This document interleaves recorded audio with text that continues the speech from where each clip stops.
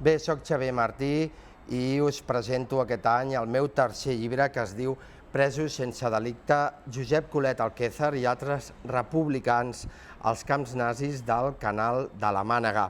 És un treball d'assaig basat en la nostra memòria històrica.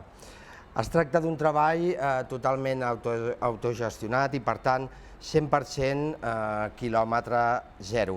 Què és el que he fet? He recollit en aquest llibre el testimoni d'un dels catalans que va ser deportat als camps nazis del Canal de la Mànega.